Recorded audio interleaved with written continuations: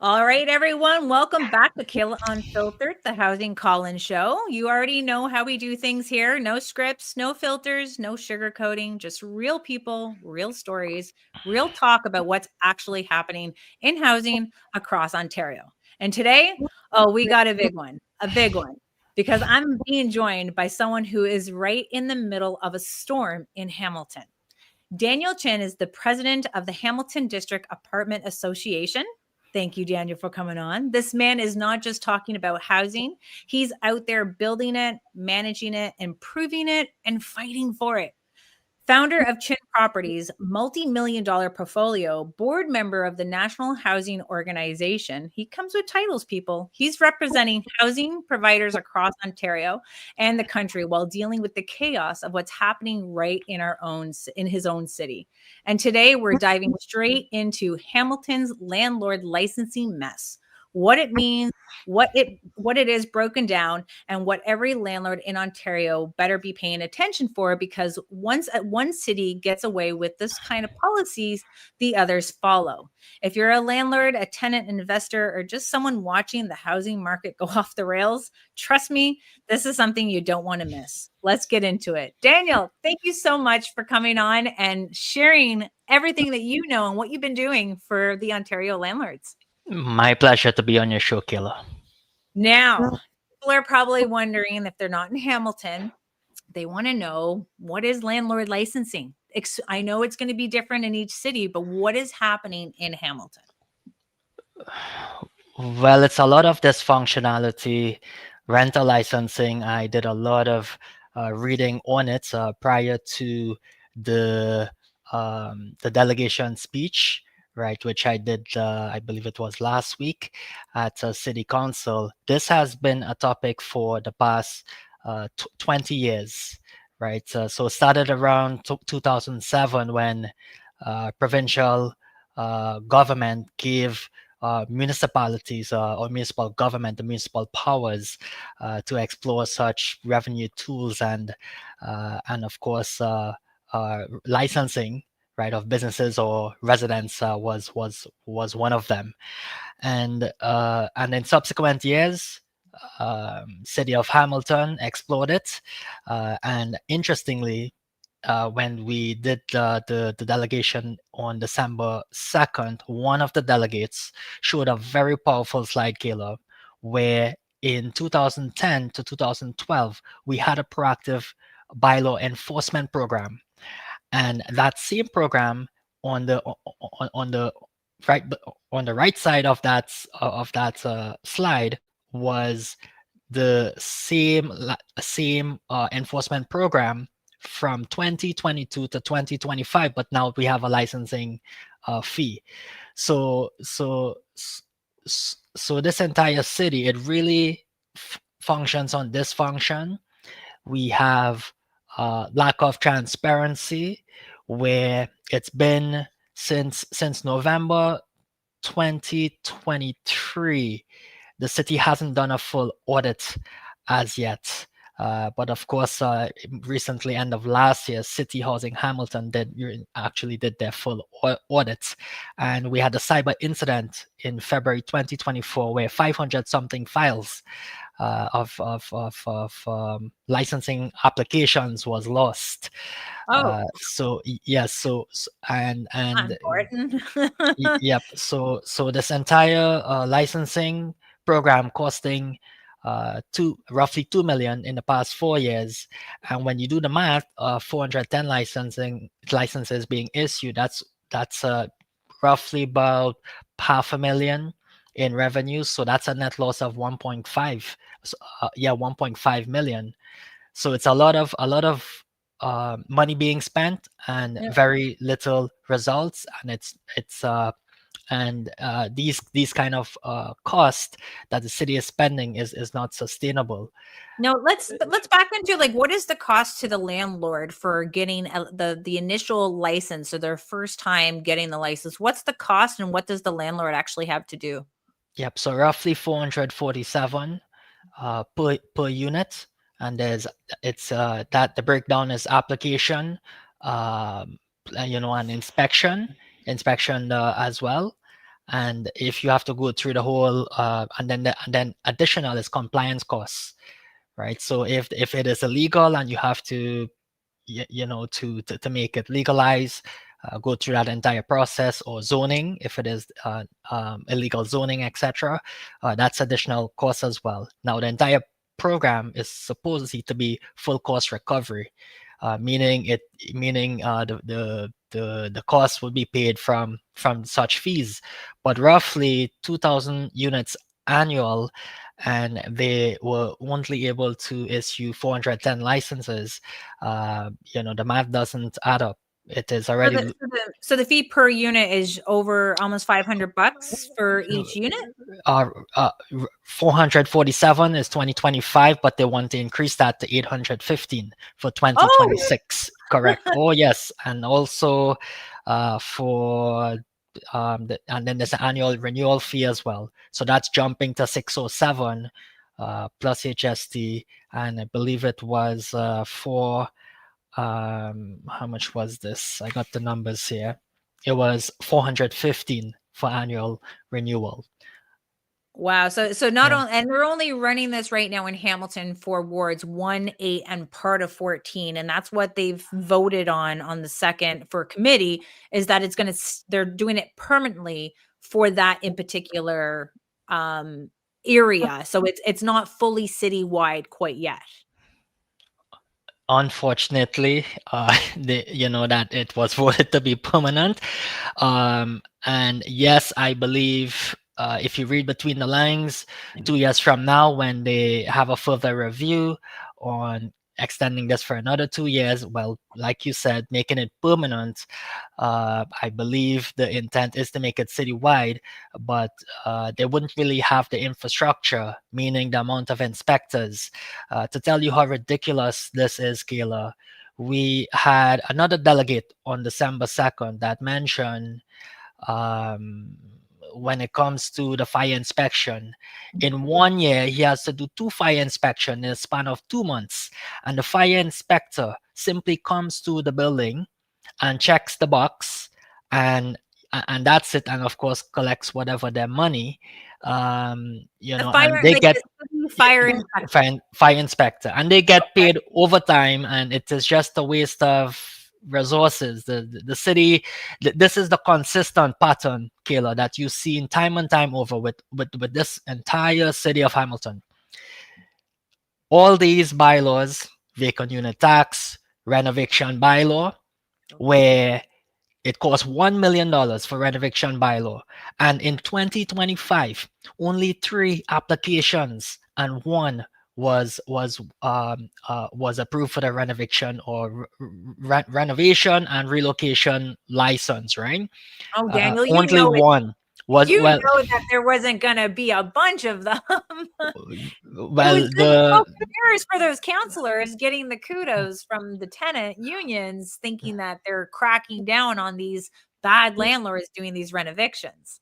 Well, the thing is, KAYLA, they don't tell this to the public. I only know because the news Tell them. reporter, Tavia from the Hamilton Spectator, emailed me to ask for HD Hamilton and District Apartment Association our thoughts on or comments on the renovation bylaw before he publishes this article, and he only gives only a short span of few hours to actually comment. And I try my best to be responsive, and when he said only one was approved, that was shocking, because you spend $1 million and you only have one approved renovation license. It's that pretty much says it. And Now, was that for like renovations where the tenant gets to come back, or are we talking like a renovation where the building's getting demolished and the tenant doesn't have anything to come back to? it will be the first that you mentioned, substantial renovation, and then yes, they have the first right of refusal to return to the same unit Yeah. and pay the same original price. So Now, my it's a, question would be, if we have a renovation bylaw that comes into your city, yes, it's smoke and mirrors to make those city councils look good, But what happens at the provincial level? Doesn't provincial trump municipal? So can we just carry with the status quo and getting a contractor to give you written consent to say that yes, the tenant does need to vacate in order to do the extensive renovations and provide that for our N13 application? Like, do we really need to apply for a city one? Correct, Kayla. So it is redundant. You know, it's already stipulated in the provincial, like you said, legislation. You know, in the Residential Tenancy Act, all of these things. And when we see duplicates in municipal, rules or these bylaws, it's a waste of taxpayers' money. I hear time and time over again. All these, we sometimes receive emails from people that are even non-HDA members, and voicing their concerns and the frustration with how our taxpayer tax dollars are being spent. Yeah. It's ridiculous. And that I can go down a list of examples from the Barton Tiffany, where they overspent 5 million for 40 What's that cabins. one? 40 cabins they ordered from China, Okay. and it was supposed to be roughly roughly about 2 million is the project cost, and it ended up costing 7 or 8 million, and they spent 1 million in just electrical work to get it operational and compliant. Mhm. And one of the councillor Mike Spadafora said this is insanity.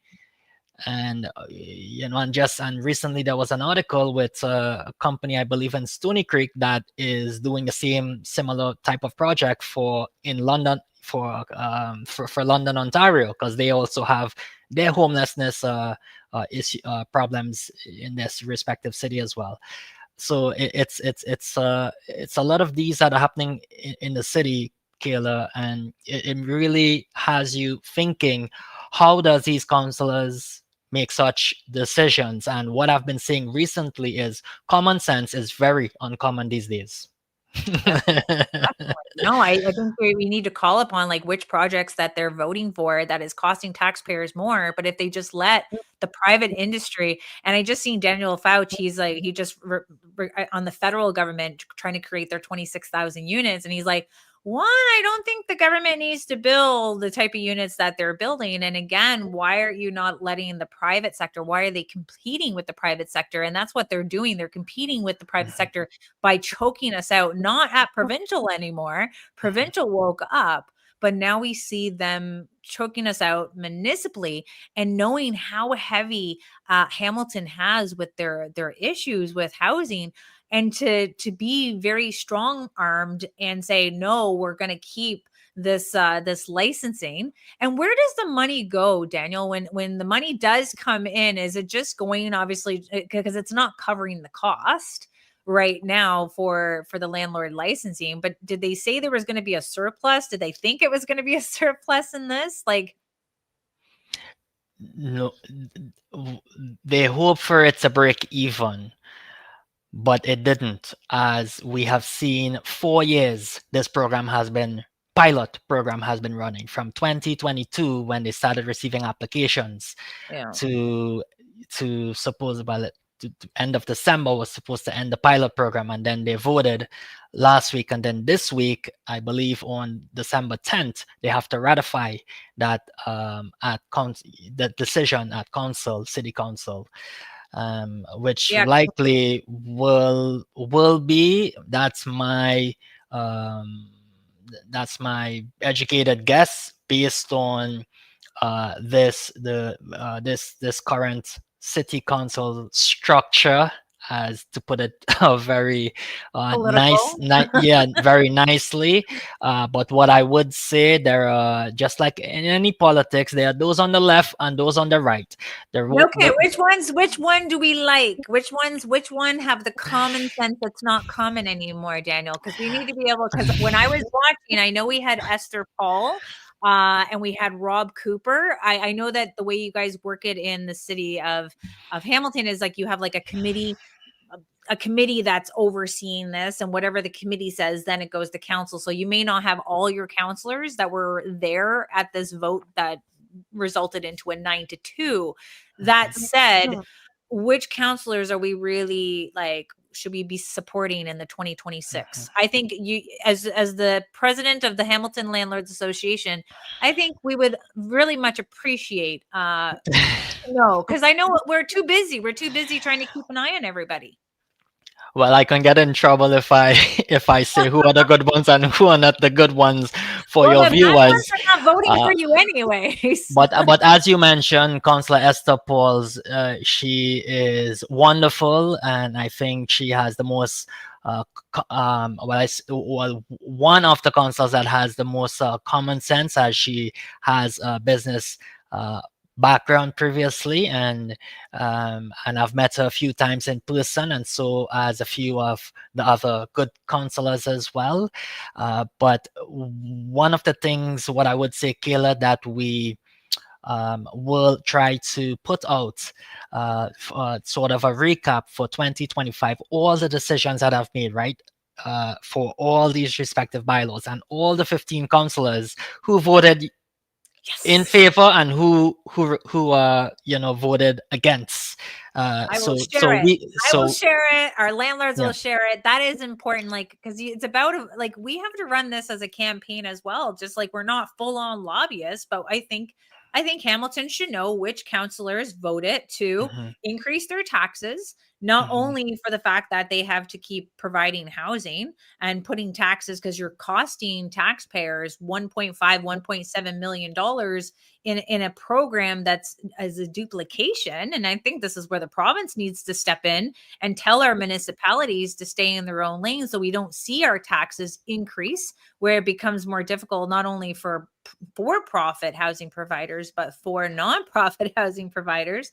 But you got to have that list to see who's who, because the rents are rising, and they're rising based on bad housing policies. yep. Well, what I can say is the ones When's on the left are when's the very tools no coming, no gang? no. Gang, are we I Everyone's will like, have our administrator Anna Kashmira, to share it for those that are very, for your viewers that are very interested. And however, it's what I can say. The ones on the left are very ideological, mhm. and I think you wrote in actually your letter to council with regards to the rental licensing on how this political game works with certain politicians who not necessarily makes the common sense decision Mm, as they should, but they make the decision that is going to win the most votes. And then the way how they portray the business people or the investors or the landlords, or vilify them, and as you have worded it, being political scapegoats, as though we are the bad ones, and etc etc. But yeah. yeah, but I think um eventually the truths and the transparency of the truthful information, it will prevail. And for viewers that are viewing Ontario Landlords Watch, and other platforms that simply is showing the truth and being very transparent of what really happens in certain cities, as I believe you're in. Is it Cambridge or Cambridge. well, Yeah, Cambridge? Cambridge, Yes, KWC. yes. And but Hamilton is very, very interesting. For the past 8 years, Kayla, I think if we continue going down the direction we're going, we wouldn't have a city anymore. It's no longer safe. It's the decisions that are being made by this current city council, and particularly to the ones that are on the left. It is not good. And and you see a lot of the small landlords exiting the markets. One of our committee members have said this entire 2025 year has been poo poo. and for small landlords, and Unfiltered here, Daniel. We're unfiltered. yes, and and they've been exiting the markets, and it is not, it is really not good, because for some of the small landlords, it's their entire savings, life savings, Yeah. and they don't have that, deep pockets like the big landlords, to to weather, such, additional costs. Well, you know what? Like it comes down to analyzing when you see cities and advertising that they've created affordable housing units, and you do the math, and these units are coming in $500,000. Like that's and they're units, they're not housing, they're $500,000 properties that are going to be paid for by grants, different programs from government, aka taxpayers. But those properties do need to be maintained. They got to be built, they got to be managed, they got to be maintained. So why are they going after small individual landlords who don't have, this pension? They don't have a pension from the government. They're just trying to rent out their homes. They're trying to provide homes that not every big landlord can actually provide. Like small landlords do provide some, amenities that, the big ones don't get, such as like townhouses and condos, or fiveplexes, individual units. Now, when you look at how our elected officials are coming after the small landlords, for the ones that are being outspoken and the ones that do see common sense and putting everything on the line, because obviously a tenant union can make them look like they're the horrible people, for making these tenants live in unsafe conditions. But when we have the property standards, you have the fire code, you have the residential and tenancy act, you have the landlord and tenant board, like these are all enforcement tools that the city could be utilizing. Like what do they get out of landlord licensing? And before you answer, I like to give some recognition to what just came out in the news of Patrick Brown. Not that one, it's this one, Yes, Patrick yes. Brown. He uses his strong mayor powers to permanently cancel Brampton landlord licensing fee. Now, before we get like excited here, the thing is still in play, but he canceled the fee. So again, I think it goes into, if this was really about safety, why are there such a huge fee? And did Patrick Brown crack that open? Like, is he like, what are you going to say? Well, the good thing, Kayla, in my position, I receive a lot of emails, and I received an email a few days ago with that article, and I saw it. And I think, for Patrick Brown, because I believe it is municipal election next year, so he has to watch out, because, in their city in Brampton, they too have, landlord advocacy organizations that are strongly, opposing, that rental licensing pilot that they have there. And I believe it's, roughly about 13 million being spent.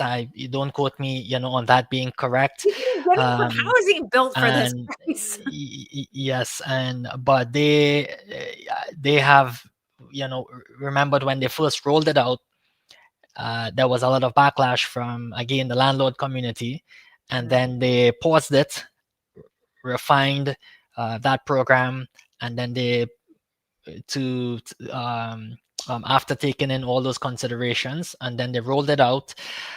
These rental licensing programs, it's really to, again, right, address the bad apples, to ensure healthy, safe, legal units. And the thing is, specifically in Hamilton, what you'll find is there's only a small proportion of, these, bad actors, and it doesn't make sense to penalize the good landlords, the majority, which is much more good landlords. So if you want to target the problem properties, you need more, you need targeted enforcements, for these properties, and that is, the real solution, not a blanket licensing, for everyone.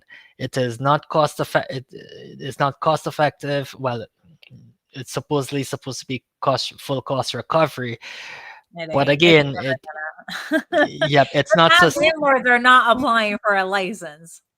E- Correct. So it is,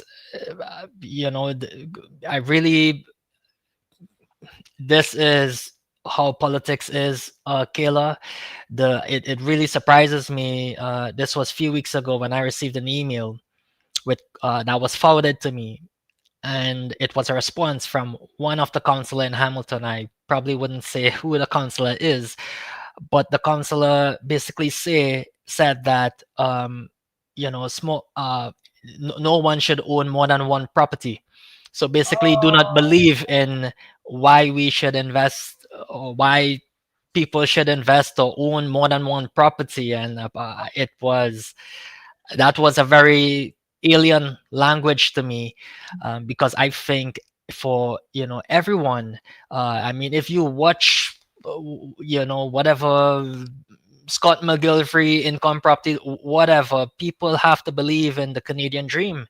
They yeah, didn't the people who came from other countries, they came to Canada for a better life. And some of these, even some of your viewers, small landlords, they they turned whatever their second, or second residence into a property, into a rental property, yeah, to as a way of either building wealth over time, as for their retirements. And some took it a step further to do much more than that, and actually turned it into an actual business. But when we have so much regulations, that makes it more challenging for any landlord, big, medium, small. It defeats the sort of, or disincentivize landlords to actually want to invest. And that's a sentiment we are facing right now in this country. People uh not putting their investing their capital in this country. It has, I believe I read an article, the the productivity have been very stagnant for the past 10 years. And when it comes to investment, we have so much taxes in Canada. They're not pouring their money in Canada. They're going elsewhere to other places where, where there's no taxes. I mean, I saw a it's a YouTube video it's a recently. socialist. Yep, there you go. Just like Mam Dani, or whatever his name is, in New York City. It's Yeah, basically a socialist. And then you have beautiful places like Dubai, where there's no capital gain taxes, no inheritance tax, no income tax. Hence, everyone will flee to Dubai to yeah, live, yeah. right? So And it. and that's like the counselor who I want her name or him, I don't care. It just I want their name. But that is that messaging that these tenants out there, even online, and probably this video is like, you shouldn't own more than one property. Like, but they fail to recognize that not everyone can be a homeowner. Not everyone has the income, not everyone has the down deposit, not everyone has the credit. So the landlords, the private landlords, they fill that gap where government has failed. And I can tell you it's 10 to 22 years for government housing units and 30 years I seen in an article for supportive housing. So when you get to see the increase in small landlords trying to come in, we're not going to be the one size fits all. And I think that's what people like have to understand, that the private sector won't do it. But at the same time, having government being the housing provider at the same time, this is where the socialist government comes into play. And I can tell you from speaking with tenants in government housing units, they are struggling to deal with their maintenance. And anytime if you have landlord licensing, are they going to be landlord licensing their own units in Hamilton? And what will be their grade, I wonder? Because I could tell you that I've been told that there's units that have to go back to the studs, because people are punching holes inside of their walls to hide needles, right? So we have a very big problem at hand. I don't think we're ever going to solve it per se. I think we have but I think with them making that decision and knocking down the international students, we're seeing rents decrease. right? We're seeing the rents having to decrease again. It makes a little nervous, but who wants to buy into a market when the prices of rental units are going down? But if you continue to do these type of programs like landlord licensing, we're only going to see it increase. And I don't think a lot of landlords know that they can apply to the landlord and tenant board to raise their rent above the guidelines. And it sucks because it takes a long time and there is a fee and there's a lot of paperwork, but you still have to start utilizing this when the 2.1% is not going to cover you for 2026. Correct. And above guideline increases, we need 3% above that increased guideline. You said 2.1 for 2026. Unfortunately. Yes, so then it will be 5.1 is the max that you can do for above guideline increase, which is AGI is not really much liked by the Oh yeah. the acorns, the tenant. And And- you know what? Like this, you were just at an event that was coming up, and I'm going to show that before the Mhm. show is done because this is. I was shocked. I you thought you were shocked when Bill 60 passed, guys. Wait until this video that I'm going to show here with when we're talking with Daniel. I started showing him a little bit, and his face lit up. I'm like, okay, we're gonna wait. We need this raw. We need this raw. So Daniel, like when we're working with different ways of like keeping the places for absentee landlords not getting the maintenance done on their property, they obviously just need probably better housekeeping, knowing who owns the property, who to contact. I think it's just about making sure that they have contact to the in particular homeowner if there is something that's outstanding for maintenance issues, but knowing that they can utilize the landlord and tenant board and giving tenants access to that for them to follow if they have maintenance. Like I listened to the delegation, and the girl that was from the university, she said that based on the inspection, she found out that she didn't have a smoke detector. And I'm like, you're in university and you didn't think to look if you have smoke detectors and carbon monoxide detectors? Like, when do we start holding tenants accountable for their own safety as well? Just putting that out there. Interestingly, Kayla, um, one of the counselor more towards the end, I believe it was Counselor Rob Cooper, asked those same two students, from McMaster questions. And essentially what they were saying is, we agree, yes, that their schools, McMaster, they do get educated if they have any issues in their rental units, that who they can call, right, etc. And to report.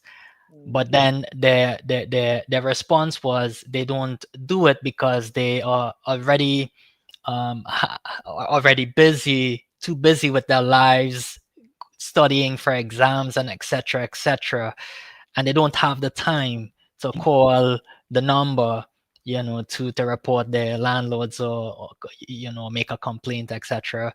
So, and then also they said, I believe 500 something students support this licensing, but out of the 3,500 something students that they surveyed, so you're seeing the remaining 2,000, or 3,000 students have no issues. They have good landlords.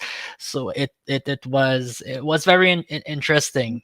um, it was very interesting. And of course, this licensing is not just limited to the students, right? It's for all others that are receiving public assistance or disability, newcomers, single parent families, etc.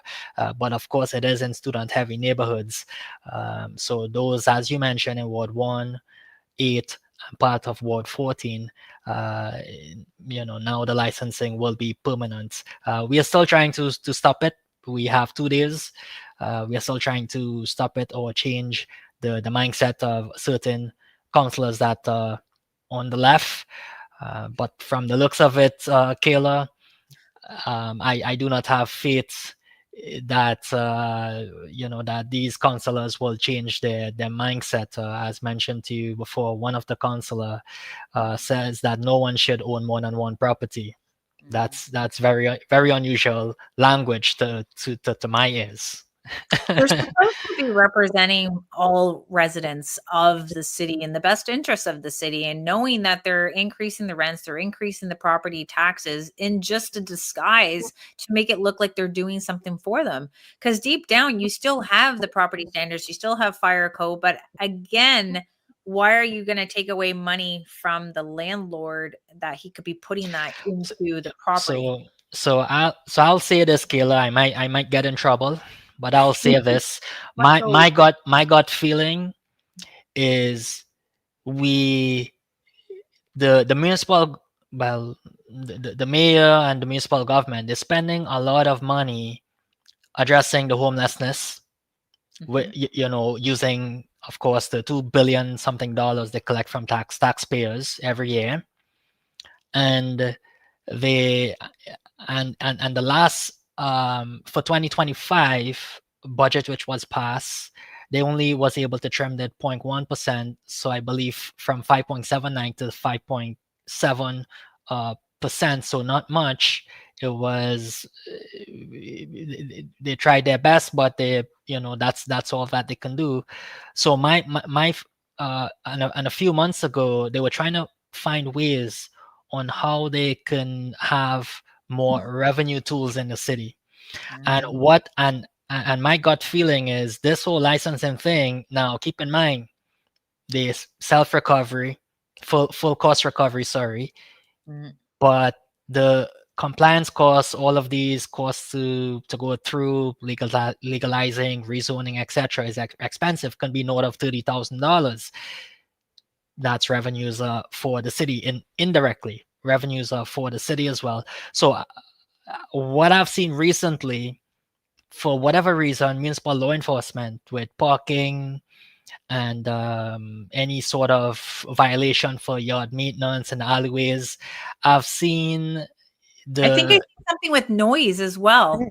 noise. They have been issuing these penalty notices or tickets out left, right, and center. And recently, for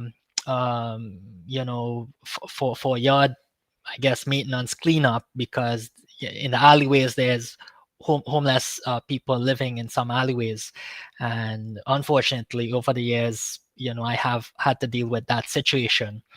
And 2 or 3 weeks ago, when I went to City Hall and I was speaking to one of the employees, Kayla, this is, I'm fully being transparent Mm, and not to name any names, but the employee at City Hall, he said, this city functions on this function.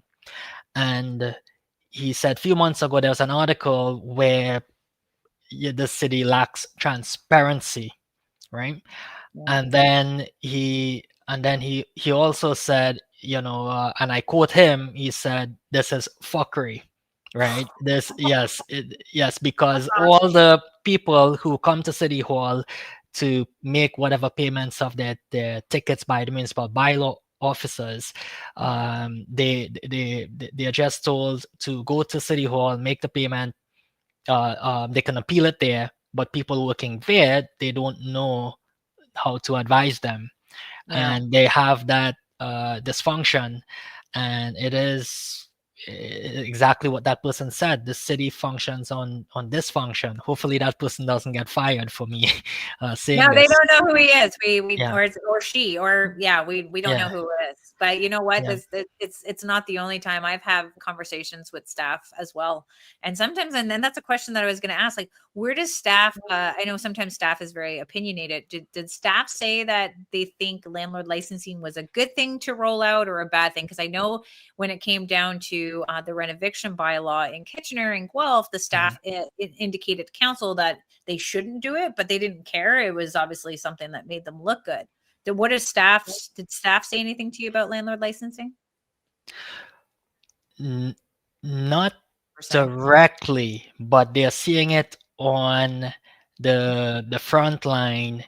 It was actually end of November, and there were a lot of people who attended it that had to deal with vacant unit tax because unfortunately they didn't declare, and that is the nightmare that happened with the vacant unit tax, and they extended it 2 times, right? So the Mm. second extension was the end of November. And you see these people in very unfortunate situations where they have the vacant unit tax bill on top of their bill, and they're behind, and these are just regular working people who have families to support.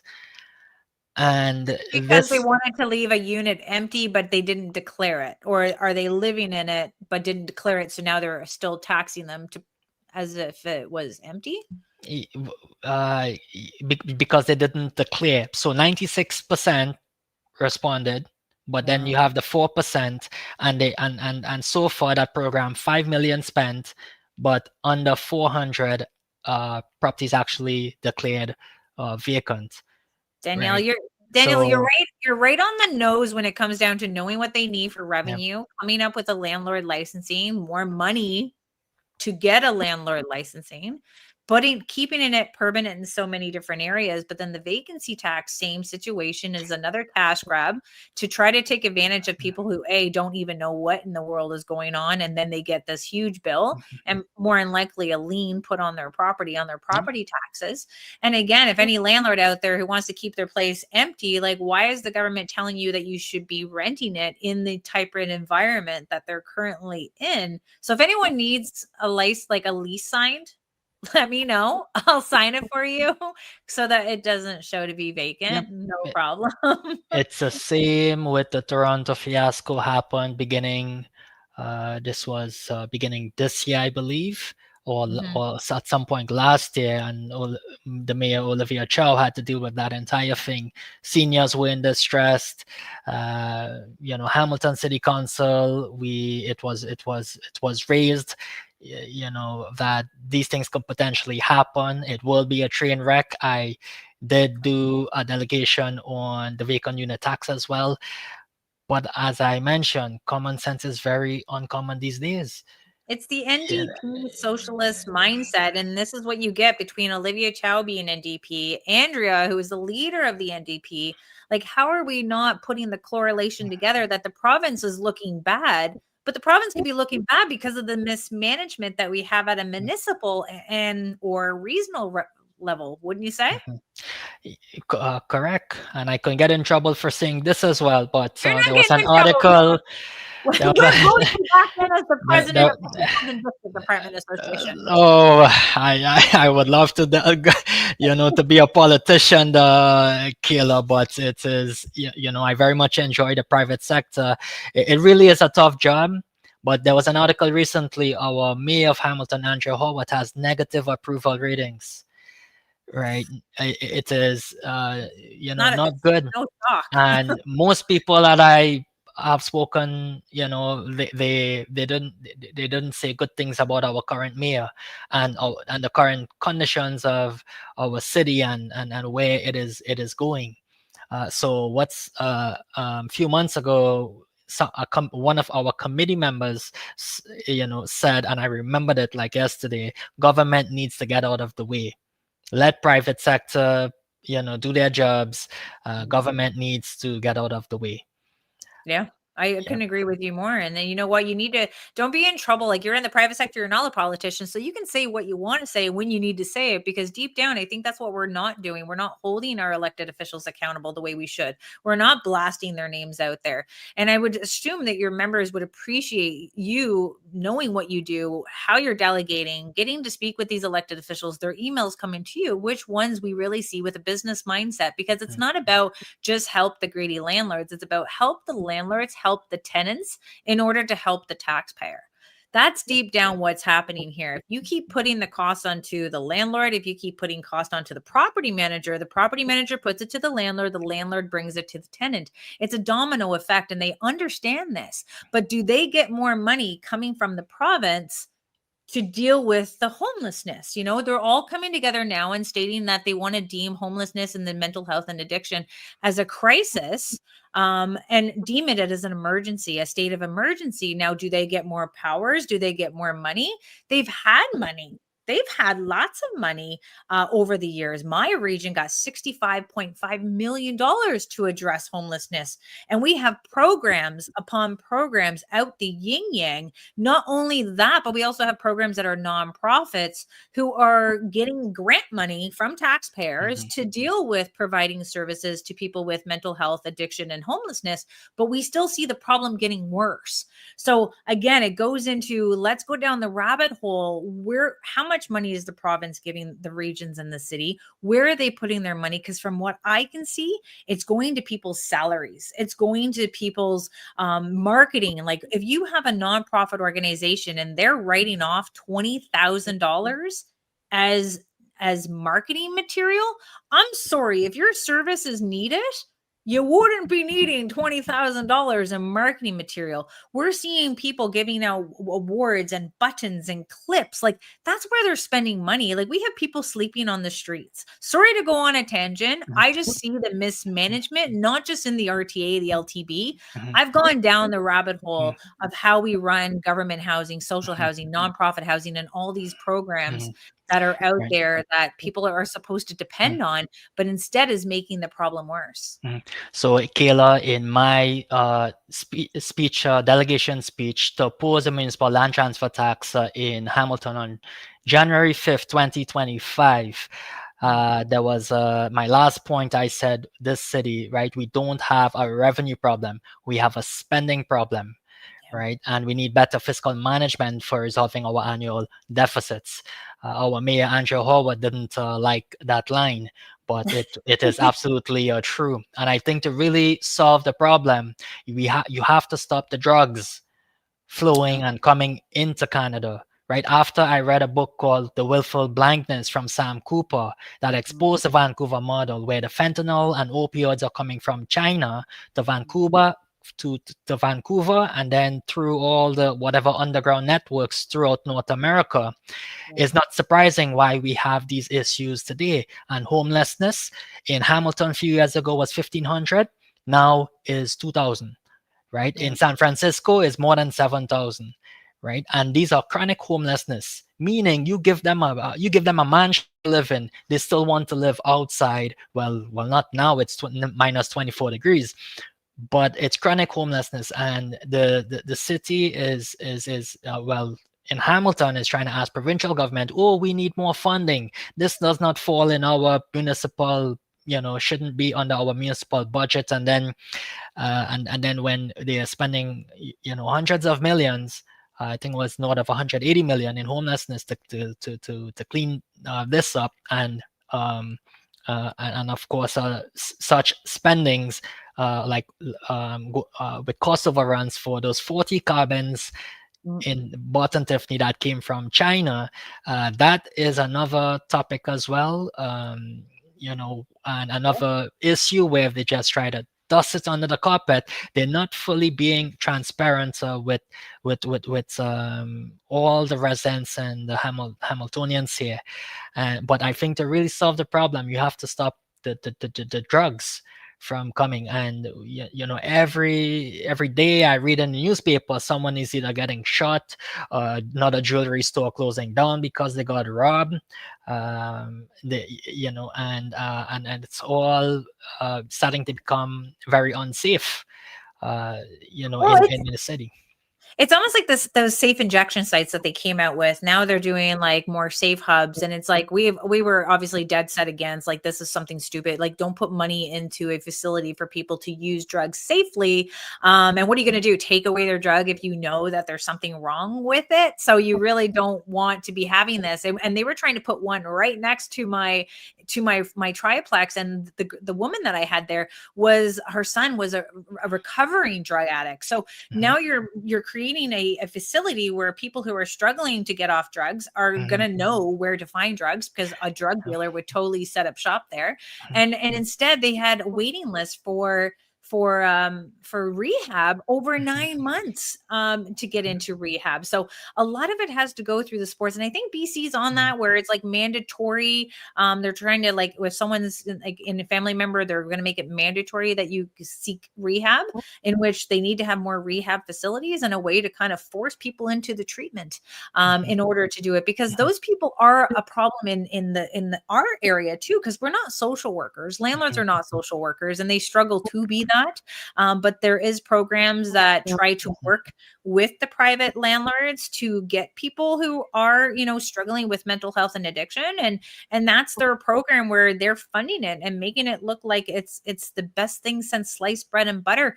And in reality, it's not. It's just sitting, you're losing a rental property and you're not giving the person the service that they need, because initially it was supposed to be giving them the treatment and the help that they needed before housing, and now they changed it to giving them housing first. Yep.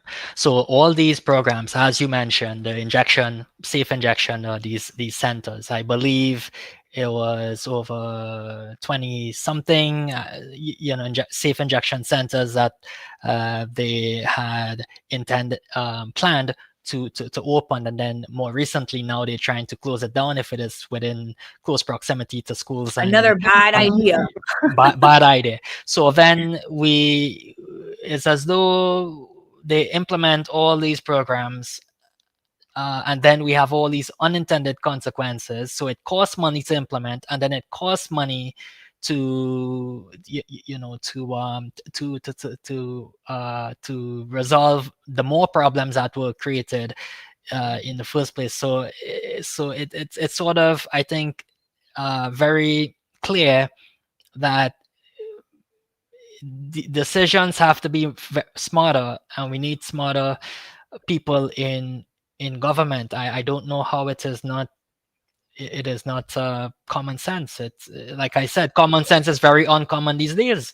You know why? Like, if you look at how much a counselor gets, it's very minimum for someone who has a family, who has that mindset, the common sense mindset, to actually go and become a Mhm. counselor. So they don't really go. So it's really people subsidizing their income, I think, But in order to be in that position. And we're not getting quality. We're just getting people who have time, who want to be counsel, and they're cor- not doing the right job for it. And Mhm. and we have to, and this is why staff is very influential when it comes down to government, and we have to balance one bad policy, just like landlord licensing, making the supply down even further. Now, what are we paying as taxpayers to clean up these tent encampments? Because one of our tent encampments had taken about $40,000 to clean up.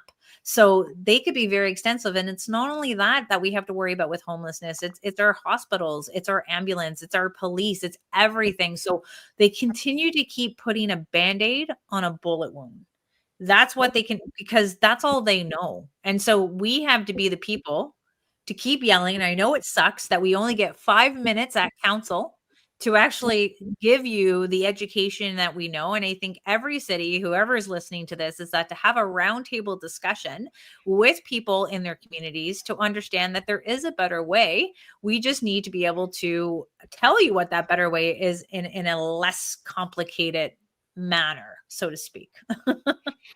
Well, I think you're absolutely right, Kayla. You at least still have to create a narrative for the people of Hamilton or people of Cambridge to really see the light and what is really going on. Because if government or municipal government cannot be transparent, at least they can watch Ontario Landlords Watch to get the real news and see what's really happening in these cities.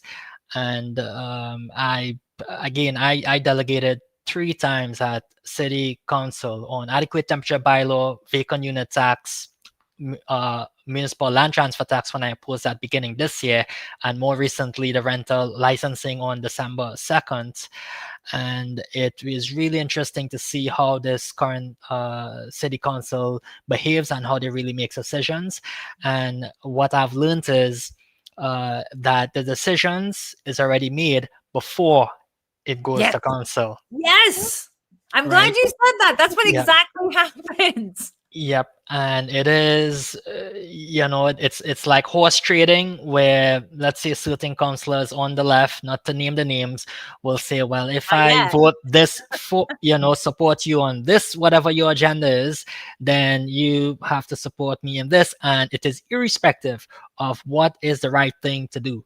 I think if we have councillors, the ones who are not making, the right decisions, and it is very, very, I think that the public, they are not stupid. They can see, how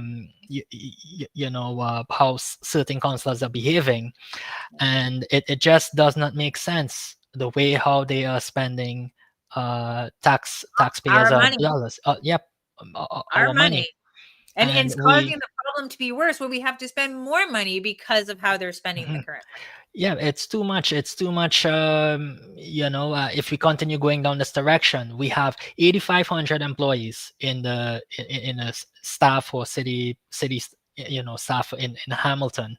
More recently, this past week, there was an article where dozens of positions, I believe, like in senior positions, city staff, where they left. They left their jobs, and because they were not getting along, I presume had conflict with this current city council. The ones on the left that are very ideological. So when you have these things that are sometimes they get out in the news, the mayor of Hamilton tries her best to sort of, Sugarcoat it. yes, and not to let it get out, to protect the image as though they are doing a good job, etc.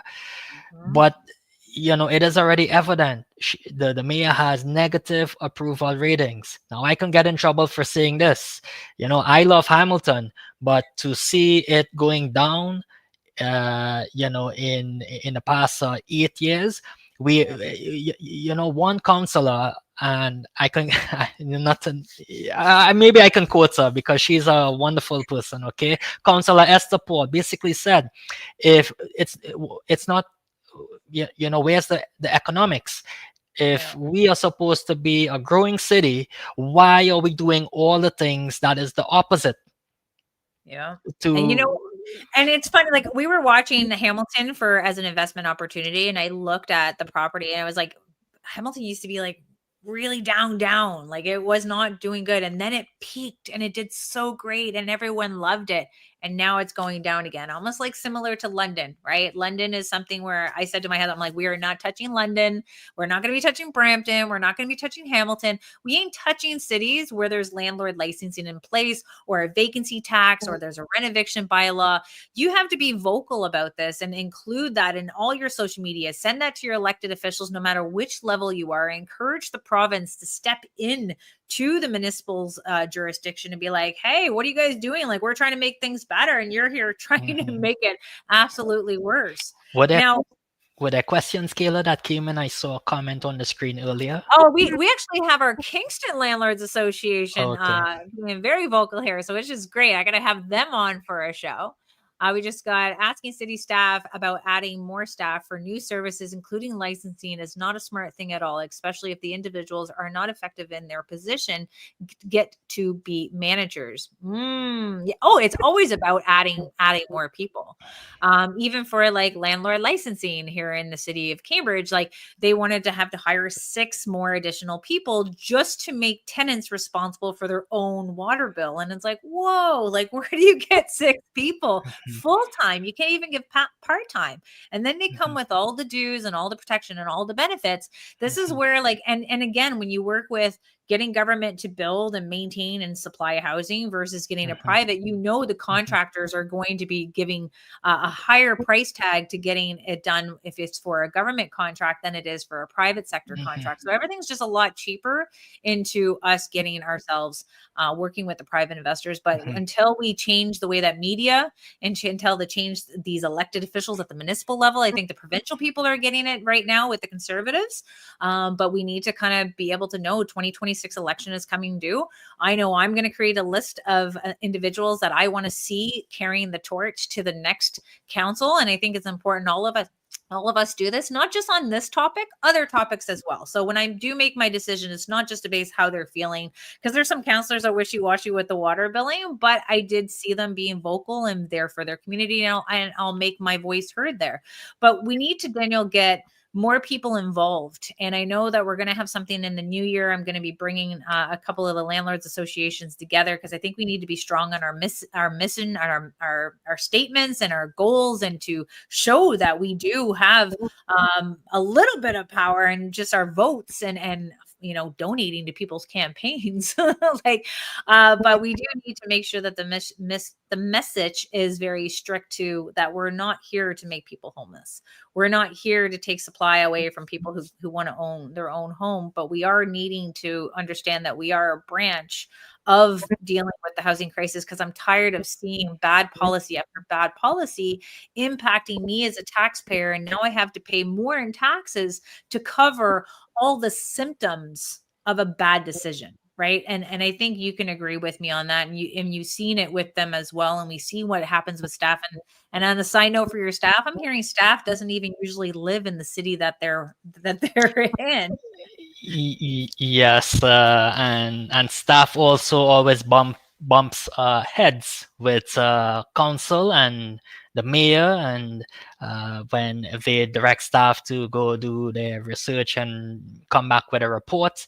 But interestingly, that uh, director of rental licensing, Dan Smith, I believe, of Hamilton, I think he got that job, because he's been doing this kind of law enforcement licensing for more than 10 years. So I think he was groomed to be in that position. So when he written that report, that was, and some of the councillors on December 2nd never even read the report.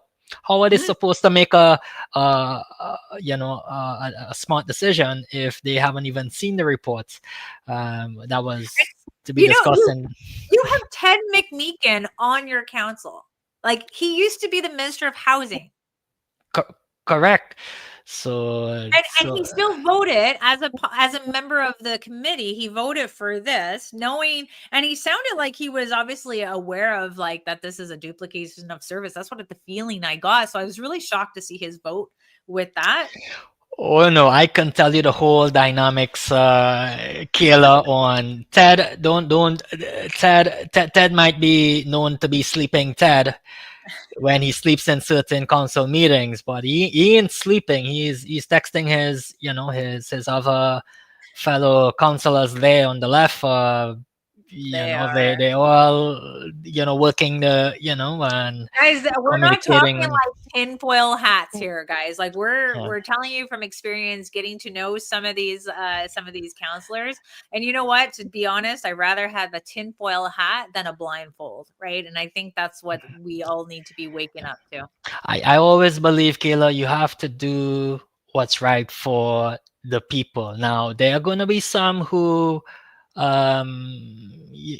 like the ones on assistance, and the ones who, let's just say, that Doug Ford says, go get a job, buddy, right? And at Ottawa, all right? And Don't rub the, in the wound, but right? And but only Doug Ford can say that, because if I say that, then I'm gonna get in a lot of trouble.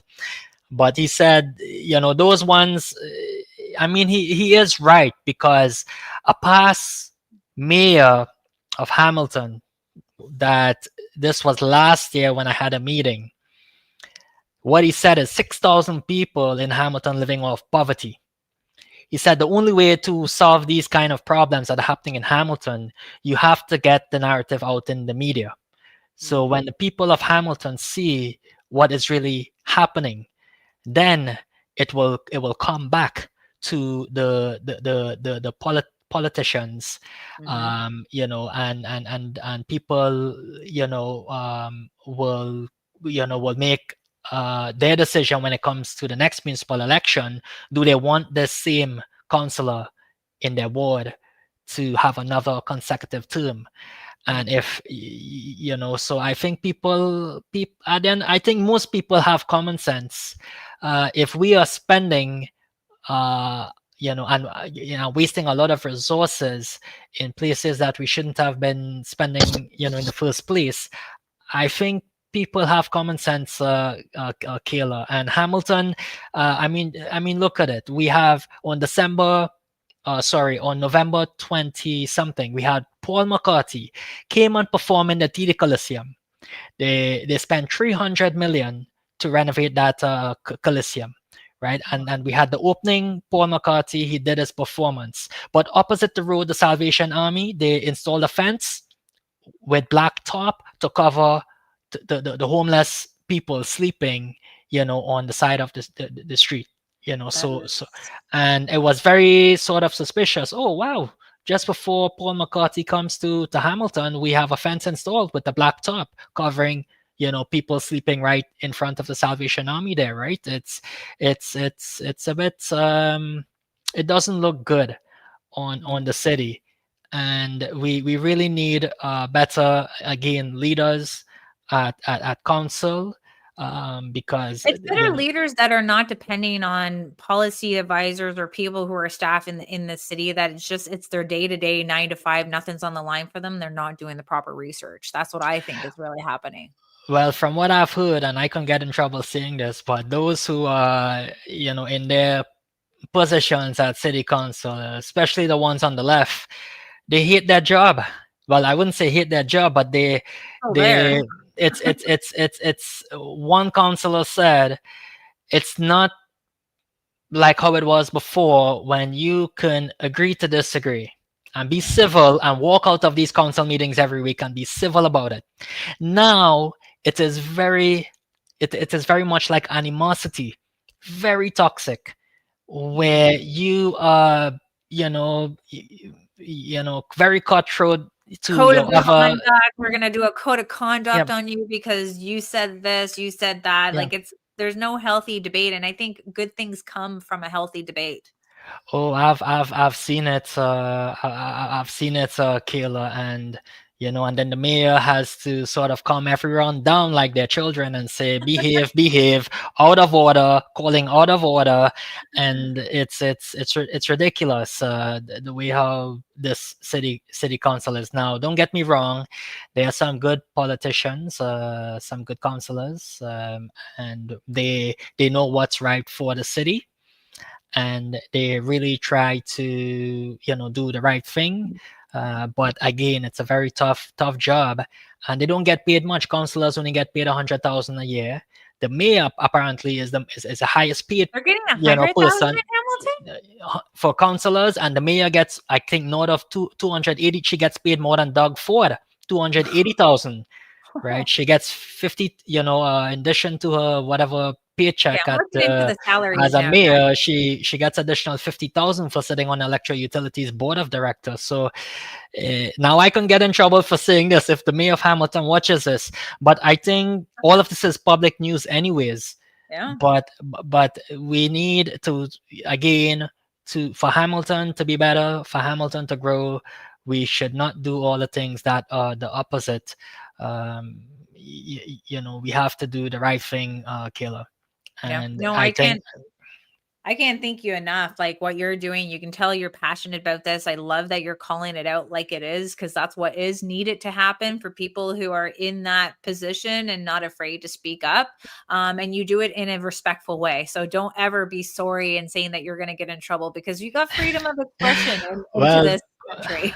well, politicians are getting attacked.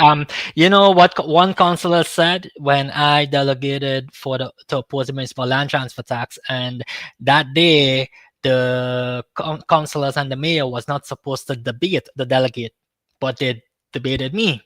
So even to Oh, this day, some of the good councillors says, Daniel, that was a great speech and you did a great job, and they remembered it up to this day, right? But what that's one of the awesome. councillors told me, what I should have said to the mayor is, Madam Mayor, I am not a politician, right? Because how am I supposed to know all these things and etc. etc. as politicians should, right? Yeah. Because they read the reports every day, but I only know the commonsensical things which is the decisions we are making is not good. They are bad decisions for the city, and it's not what the city needs. We don't need more regulation. We don't need more bad policies that is draining affordable housing supply, and doing and having all these negative unintended consequences. It's not doing the city any good, and it is harming the lives of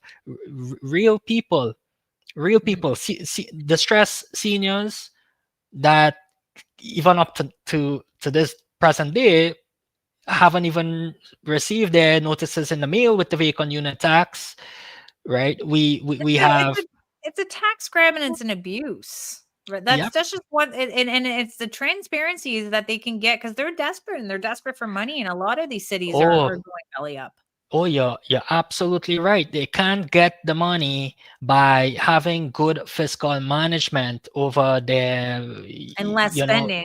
and less spending, right? We don't have a revenue problem, we have a spending problem here in Hamilton.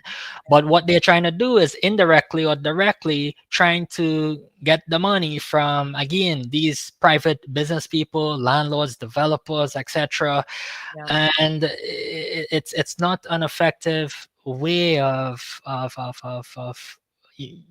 management. because, yeah, because in turn it will have more unintended consequences, right? Yeah, I see in the news every week, every month, another business is closing down, yeah, right? The revenues have dropped, expenses are up, and some are not even breaking even or making profit, and they can mm, only go on like that for a couple years until they call it you know closed. They close, and yep. there's many closures, and a city cannot function like this. If it continues on like this, I may not even live in Hamilton anymore, Kayla. I might have to go Dubai and live where there's no I taxes. well, I think we're coming with you. I think we're all coming with you. It seems like we just got to get to know about other cities and other countries to invest in and to move to. It seems like if we don't step up now. And now, Daniel, I'm going to show a video that happened the couple of days ago. But before I do, I find it more important than ever to support our landlords associations at a municipal level. I think we just have to work together on different fronts, multiple different landlords associations. You've seen we have Kingston here, and we want to be able to find you. How can someone sign up to be a member? Like, give us a detail of like the membership so people can kind of support the work that you're doing in Hamilton and, of course, the provincial level as well. I think it is Hamilton Apartment Association.ca. If you Google Hamilton at District Apartment Association, you will see how you Let's can see if get I can follow. information. Yep, on that website, on how to join as a member. And you mentioned, yes, Kingston Rental Housing Providers of Ontario. I know Robert Merlo. He has reached out to our association many times and have shared what they are doing as well with regards to either licensing or other bylaws that have came into effect or will be coming into effect in their city. And we all collaborate and share knowledge on what is happening. You know, we And should do it for the new year. We'll have like a big panel. yep, yep. I think. Oh yeah, we could absolutely, Kayla. I think. I don't do too many podcasts, but I did get approval to do your podcast, and I heard many good things in what you're doing. And our past president have worked with you over the years and said very positive things. That yes, Kayla is a very good person to work with. So I don't do He's too many not crazy. podcasts, but yes, and I've met you in our last month HDA dinner meeting, and I think what you're doing is great, Kayla. I think everyone should tune into your Ontario Landlords Watch and absorb all of your content, because we need more Kaylas in the world, as you mentioned, to get the message out. Because at the end of the day, we are not a communist society. It is democracy, right? The people have to be heard. There's so many Yeah. people that are silenced or not being heard, and and we can't have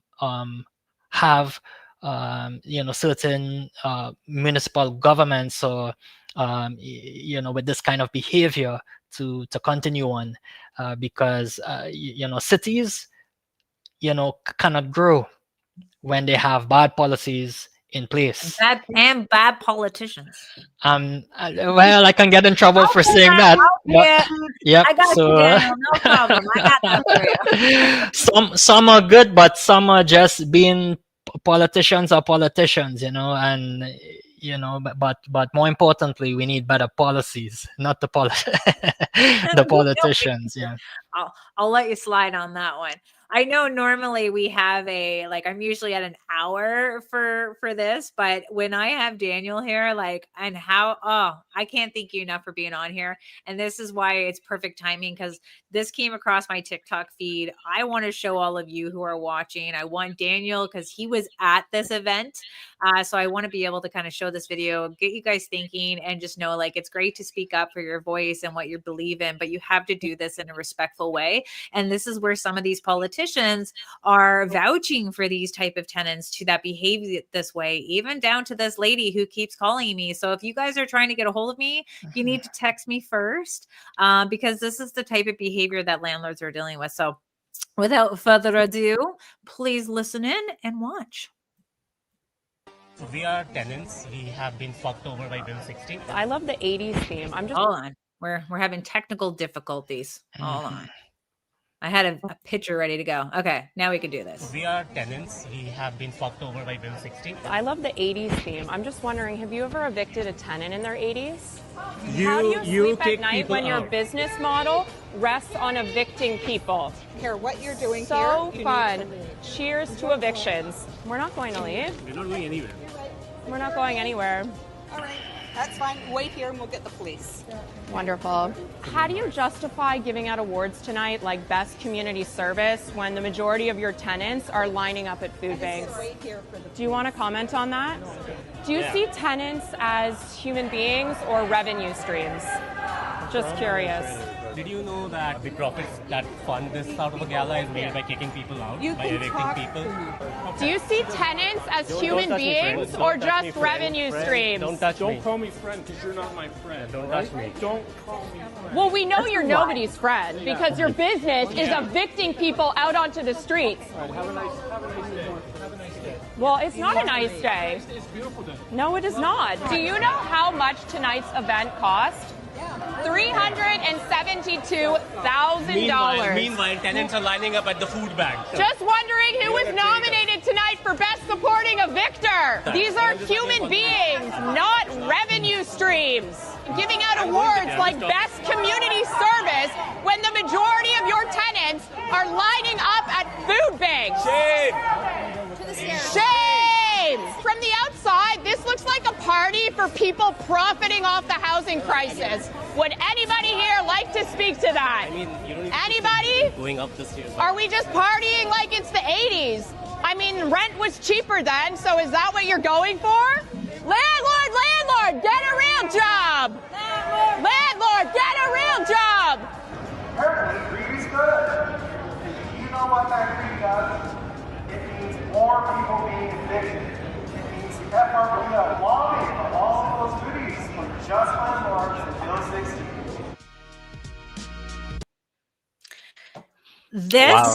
This is legitly FROPA's been alive and well for many. This is all because of Bill 60, and they want to I never seen tenant unions like that go to their elected officials because they need to direct their energy somewhere. This is not the landlords who are gathered there as service providers, but they want people to think it's these greedy landlords that are causing a housing crisis. Meanwhile, they don't understand the whole tax base. They don't understand the misspending of municipal government and how that is causing all the rates to increase from people struggling to put food on the table. But you don't think that we have housing owners that are struggling to put food on the table as well? But this is that narrative that the NDP, in my opinion, are playing with the housing crisis and the food crisis that they're now showing. But no one wants to talk about the abuse within those two factors, right? With even the food bank, yes, you're going to see a lot of people going to the food bank, but how many people are going to the food bank and they don't really need to, because they can pick up items that are normally $7, like peanut butter, and they can get it for free at the food bank.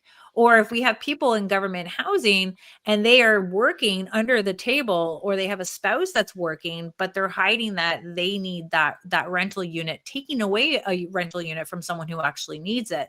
I'm very like, when do you hold these people accountable for what we just seen there? Like, that's just uncalled for. Well, it is real, Kayla, and the first thing that came to my mind is, yes, the gap between the have and the have nots is growing bigger, and the wealth gap. And in times of like in these uncertain and challenging times, you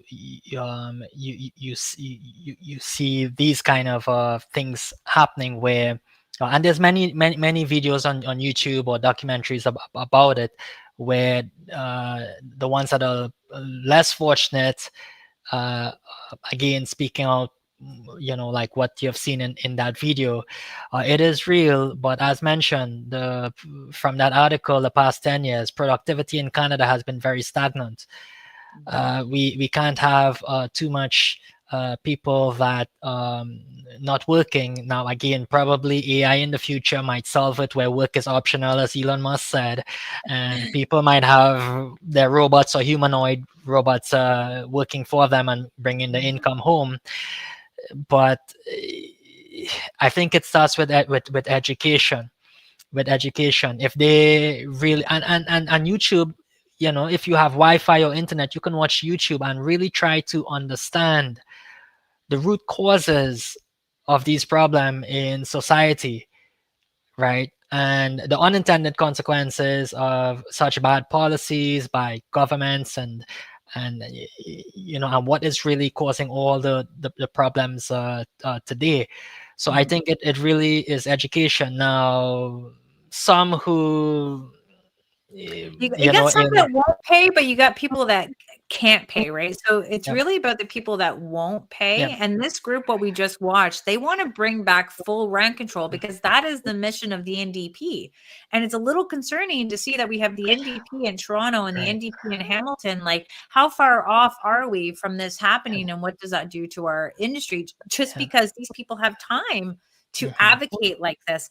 And this is where, like, Doug Ford is like, go get a job. It's like, there's so many people out there that can get a job, but they choose not to get a job. They Yep. like, I have a mechanic, he has one arm and he is out there and he is working.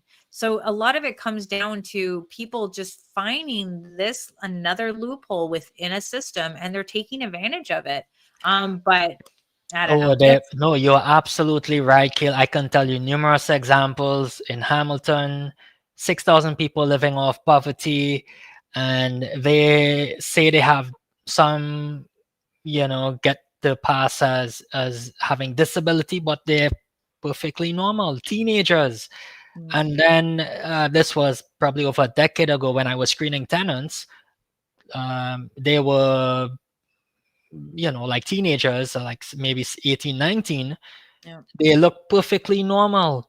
They buy their shoes, they buy their whatever handbags, and they looking for an apartment, and then they mention their income being assistance, welfare, but they look perfectly normal. They don't have any disability. And then I ask, because I'm always curious, I ask, how does it work? The system. And they say, oh, my friend just told me, fills out this application, and then you get income from the government. So it's the mentality. And then you have people who are on welfare, and then there's child benefits. I remember there was a couple with 2 or 3 children, and they were banking in about 4-5 grand a month, making more than an actual accountant who graduated from school, working an accounting job, starting off at 40-50 grand and have to work their way up. you know, in society to like 100 grand salary, which is not much these days. Well, for some it is a lot, you know, much better than the average. Whatever 65,000 you need to live in, you know, to actually afford rent, to rent an apartment. But it is the mentality, and I just don't understand. If we have, you know, a lot of these things happening, the productivity in this entire country will, you know, will not be higher. So there's a great book called I think it was Death Cycles from Ray Dalio, that spoke about these things, where he studied the past 500 years on, you know, how societies rise and fall, and or countries, and you know, speak about the wealth gap and the income equality and all of these things. But historically, rent control it never works throughout the entire world. They Well, that's tried what it we're in the 70s, 80s, 90s, and then what happened? They stopped building apartment buildings. It's only when Doug Ford, with the November 2018 no cap to rent increases for buildings, you know, 2018 or newer, then they started doing new purpose built, which was a good thing to contribute to the housing supply. But rent control has never. So it is it on a for for Acorn and these, you know, advocacy groups to say we have to eliminate rent control, and you know, and all these things that will make things more problematic. I don't understand. I think it is more a mindset thing, more so. You know, I think most people have common sense. Just learn from history, right? But the problem is, though, we see Bill 60 coming in, and now we have these same organizations and the same people following that movement. They're going to municipalities trying to get them to introduce a rent eviction bylaw. So they're thinking, oh, you know, the landlord and tenant board is going to do it quicker. Let's work our municipal government, get them on our sides. It's literally just government not being able to talk to each other, from the municipal, the regions, to the province, to the federal government. They need to be working together, but they also need to be talking to the stakeholders who are providing the housing, and what challenges we go through and what they can do as a government. Daniel, I know this is probably the longest YouTube I've ever done, which is absolutely awesome. I think it's either going to go on a 4-hour when we get all the landlord associations together. I can't thank you enough for sharing your personal experience with us and your opinions to what's happening between landlord licensing. We got into vacancy tax. We got into the rent eviction bylaw, down to rent control, and crazy tenants just trying to like say, you have something that I want and I want it too, but I can't. So I'm just going to make sure that I make your life unenjoyable. You know what? There's lefts and there's rights in the world. I just hope that we can just work together to make sure that we let people see what's happening and who these people are, because it may look good on paper, but when you put it into action, it's not that great. And that's what we're trying to do, is to educate not only the landlords out there, the good tenants that are out there, and of course the taxpayers of Hamilton, letting them know. So on December 10th, I guess just people can still be a delegate to the December 10th meeting regarding this topic. Not a delegate, but the decision will be made or ratified on December 10th. But it will, it will, no delegates are allowed on December 10th. See the weirdness of each city doing this. So if you want to watch in horror, guys, then we can definitely. I think they're going to have it online as well, so that you can watch to see what happens. So really pay close attention to which councillors are actually in favor of keeping this permanent, because we've got to see the committee work. We have to see what's going on, and really make it a telltale sign for the election that's going to be happening on October 26th. And don't fall for the smoke and mirrors, guys. You can't do it. Daniel, thank you so much. And thank you all for supporting. Please check out our sponsors in the video who are keeping me traveling and advocating. And we have more things on the way for January. I can't wait to share them all with you. And I want to thank each and every one of you for being a housing provider or a service provider, because you know what? Your job is really, really important for Ontario. And just hold on a little longer. We might see more Bill's 60s. It's just like a haircut for a kid right now. So stay strong and stay connected to each other, and definitely join us onto the Ontario Landlords Watch webinar, and subscribe to our YouTube channel. Thanks so much. Bye, Daniel. All right. Thank you, Kayla. I enjoyed this interview. I will definitely be sure to put it We're gonna out. do it again. That's the least we can do. Thank you, Kayla. Stay on the call as soon as we hit the live. 1 second.